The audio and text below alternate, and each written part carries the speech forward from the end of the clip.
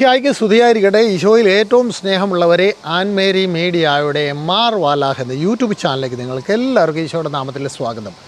എളുപ്പവഴി വചനം പഠിക്കാം കൊട്ടേഷനോടുകൂടി. ഇന്ന് 2 കൊച്ചു വചനങ്ങൾ പഠിക്കാം. വളരെ എളുപ്പം പഠിക്കാൻ സാധിക്കും. കർത്താവിൻ്റെ കൃപയ്ക്ക് പാത്രമാകാൻ നീ എന്ത് ചെയ്യണം? കർത്താവിൻ്റെ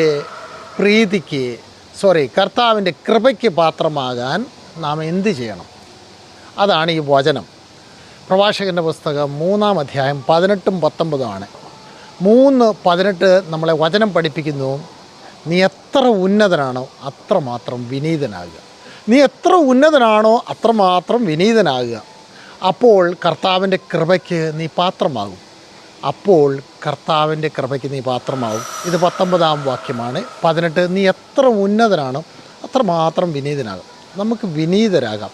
എത്ര ഉയർച്ചയിലുള്ളവരായാലും, വിദ്യാഭ്യാസത്തിൽ, സമ്പത്തിലോ, സ്ഥാനമാനങ്ങളിൽ എന്തുമാകട്ടെ, എന്തുമാത്രം ഉയർന്നു നിൽക്കുന്നു അതനുസരിച്ച് നമുക്ക് താഴ്മയുള്ളവരായി ജീവിക്കാം. അപ്പോൾ കർത്താവിൻ്റെ കൃപയ്ക്ക് നീ പാത്രമാകും.